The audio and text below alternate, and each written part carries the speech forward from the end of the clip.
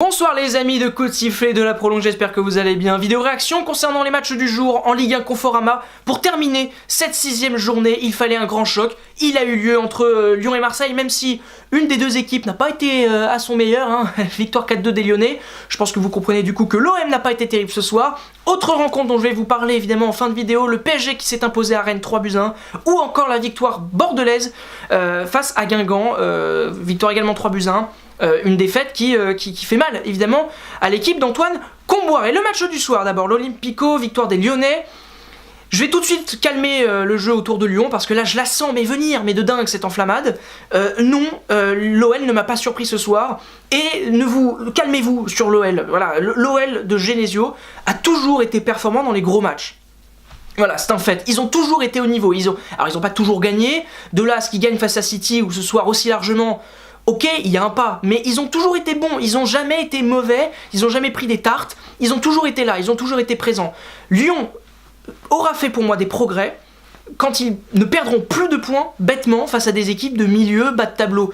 Quand ils devront, quand ils doivent faire les efforts, quand ils doivent avoir la possession du ballon, quand ils doivent faire le jeu, face à une équipe honnêtement beaucoup moins sexy que City ou Marseille, ou avec un peu moins de prestige. Là, les mecs, ils sont pas bons depuis que Genesio est là, ils perdent des points totalement débiles, et ça s'est confirmé cette saison d'ailleurs, ils en ont perdu plein des points idiots. Si Lyon arrive à ne plus perdre de points dans ces matchs-là, bah là je dis bravo, et là je dis félicitations Genesio, tu fais progresser ton équipe.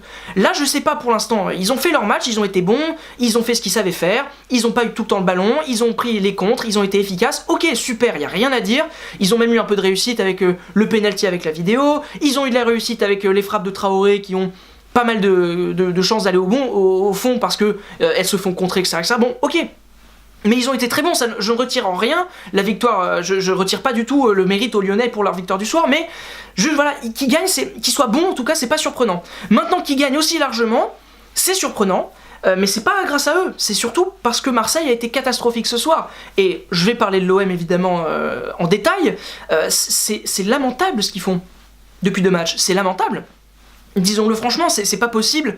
Une équipe de ce niveau-là, qui a des ambitions comme ça, ne peut pas se permettre d'être aussi pourrie pendant 180 minutes. C'est-à-dire qu'ok, il y a eu un premier avertissement face à Francfort, et il était déjà costaud l'avertissement face à Francfort, tu perds 2-1 dans ton vélodrome, alors que t'as un statut quand même de finaliste de la dernière édition de la compétition.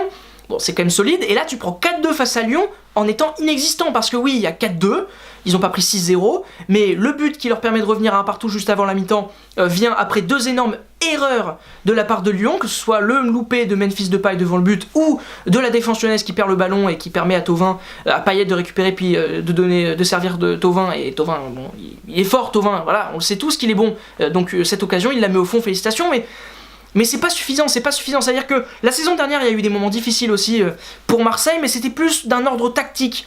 C'est-à-dire que Marseille avait un 4-3-3 qui était obsolète, qui ne marchait plus parce que tu n'avais plus les armes pour être performant dans ce système-là. Là, c'est pas une question de système, tu pouvais jouer en 4-3-3, en 4-2-3-1 avec Germain ou Mitroglou en pointe, ça n'a aucun rapport, ça n'aurait pas changé le résultat du soir. Ce qui se passe, c'est que ce qui a fait la force de l'OM, et ce qui m'a fait kiffer cette équipe la saison dernière, c'est le fait qu'elle se batte pour tout, qu'elle essaye de renverser toutes les montagnes possibles, qu'elle soit en groupe, qu'elle soit une équipe en fait, que ce soit des 11 mecs sur un terrain, mais qui donnent tout le temps. Et c'est d'ailleurs une bonne remarque, à chaque fois, ce sont ces équipes-là qui performent en ce moment. Ce sont ces équipes-là, l'équipe de France était comme ça. Voilà, ce sont ces équipes-là qui sont ensemble, et qui se détruisent la santé limite sur un terrain, qui font tout ensemble. Un peu à l'image d'un Ocampos. En fait, l'OM de la saison dernière était très bien représenté par Ocampos, c'est-à-dire un joueur qui a des qualités mais qui est quand même pas brillant. D'ailleurs, tu lui demandes de faire 2-3 passements de jambes, il peut y arriver, mais bon, il y a quand même des gestes basiques qu'il sait pas faire. Par contre, le mec, au niveau de la combativité, de l'acharnement qu'il peut mettre sur un match, de ses retours défensifs, il est irréprochable. Tu peux rien lui dire là-dessus, sur son investissement dans un match. Bah là, l'OM, l'investissement, je l'ai perdu. C'est-à-dire que l'équipe est bien meilleure, avec les recrues comme Kaletakar, même si c'est un peu un chat noir, le mec a fait 3 matchs à Marseille, 3 défaites, bon, on va quand même pouvoir se poser quelques questions, même si j'y crois ce mec là, il était sélectionné avec l'équipe de la Croatie, donc ça doit pas être un peintre. Strootman, c'est un excellent joueur, Randonic, j'ai envie d'y croire parce qu'il a fait partie de l'équipe qui a réussi à ramener l'étoile rouge de Belgrade en Ligue des Champions. Je pense franchement que cette équipe de l'OM, elle a plus de qualité que la saison dernière. Maintenant, tout ce qui a fait sa force l'année dernière a disparu. Cet état d'esprit, cette combativité, cette volonté. Oui, l'OM est en rodage, ok, comme beaucoup d'équipes en ce moment, mais ça n'excuse pas ce que j'ai vu ce soir au niveau de la mentalité, du comportement. Ils ont eu la tête basse tout le match, ils étaient pas dedans, ils étaient pas à fond. Tu peux perdre, c'est pas la question, mais au moins perdre avec un peu de dignité. T'as perdu avec rien du tout ce soir. Et ça, c'est vraiment, vraiment problématique. Maintenant, je suis pas non plus totalement défaitiste et totalement certain de la catastrophe Marseille. C'est-à-dire qu'il y a une semaine, je disais que l'OM allait terminer deuxième. Je me suis peut-être un peu enflammé. Donc j'ai évité de détruire totalement cette équipe de Marseille. Surtout que la saison dernière, donc j'ai expliqué qu'ils avaient eu des difficultés en début de saison. Ils ont enchaîné 2 défaites un peu similaires, donc face à Monaco la saison dernière 6-1, et une autre face à Rennes au Vélodrome 3-1. Alors là, ils ont juste alterné, c'est-à-dire qu'ils ont d'abord perdu au Vélodrome pour ensuite perdre face à un gros de Ligue 1, mais ils sont repartis après, ils ont battu Konyaspor, Amiens, c'était pas brillant, mais ils se sont remis à gagner. Et là, dès mercredi, ou mardi, je sais plus pour Marseille, mais ils ont l'opportunité de rejouer un match. Donc peut-être que ça va leur permettre de se relancer, de plus se poser de questions et de ne pas oublier les bases, quoi, les bases du foot qui ont permis à Lyon de s'imposer ce soir, les bases, et qui ont même permis à Lyon de s'imposer face à City en plein milieu de semaine. C'est basique, hein, mais quand c'est bien fait, c'est imparable, c'est ce qui te fait gagner au plus haut niveau. Donc ça, c'est pour le match du soir. Il y a eu 2 matchs évidemment aussi en milieu d'après-midi. D'abord la victoire du PSG, je vais dire 2 mots dessus très vite. C'était pas un match désagréable à voir. Maintenant, le vrai souci qui se pose après cette rencontre, c'est que malgré le niveau de jeu cataclysmique du PSG en première mi-temps, mais vraiment c'était lamentable. Ce PSG en 4-3-3, c'est plus possible. Vraiment, passer en 4-2-3 avec Neymar dans l'axe, c'est tellement plus malin. Enfin, moi je trouve personnellement que c'est le meilleur système aujourd'hui pour le PSG. Mais outre ces considérations tactiques, au niveau de l'engagement, de la volonté, de la combativité, un peu comme Marseille, il n'y avait rien. Mais il n'y avait rien, c'était catastrophique. Regardez pour vous marrer un coup la première mi-temps de Rabiot, mais c'est un sketch.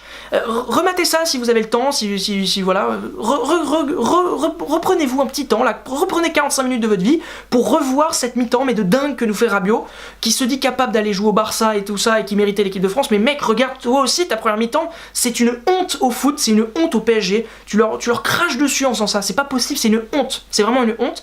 Mais bon, le PSG a tellement de talent et tellement fort que malgré cette première mi-temps atroce, eh ben, ils ont réussi à s'imposer 3-1, et d'ailleurs la deuxième mi-temps était bien mieux, il n'y a pas de souci, ils ont été bien meilleurs, plus d'engagement, plus d'agressivité, plus de tout, et ça fait évidemment la différence. Mais maintenant, essayer de faire 2 mi-temps complètes, ce serait un truc pas mal, un petit conseil pour vos prochains matchs de Ligue des Champions, 2 mi-temps complètes, ça peut peut-être vous aider, c'est le truc. Et puis alors la dernière rencontre, évidemment, je vais dire un petit mot aussi sur Bordeaux, qui a réussi à prendre 3 points importants face à Guingamp, avec des beaux buts en plus de ça, notamment celui de Camano là, wow, il est beau celui-là, il est vraiment très beau. Les Guingampais, ça craint, c'est-à-dire qu'ils ont eu plein d'occasions en première mi-temps pour passer devant, ils les ont pas mis au fond, ils sont malgré tout accrochés, ils sont revenus à un partout, mais ça suffit plus, et il va falloir se poser les bonnes questions. Comboiré est là depuis longtemps, peut-être que sa méthode doit être un peu modifiée, j'en sais rien, je comprends pas forcément les mots de cette équipe, puisqu'elle a sur le papier une équipe vraiment capable de se maintenir sans trop de difficultés, même dans le jeu, etc. Il y a des choses qui sont assez satisfaisantes à voir, mais ça ne marche pas. Donc espérons pour les Guingampais que ça va vite réagir et que ça va vite repartir de l'avant. Petit jeu de mots en avant Guingamp, on espère qu'ils vont repartir. Bon, voilà, on espère qu'ils vont repartir. Et puis bon, tant mieux pour Bordeaux, quand même un club européen qui sort enfin la tête de l'eau.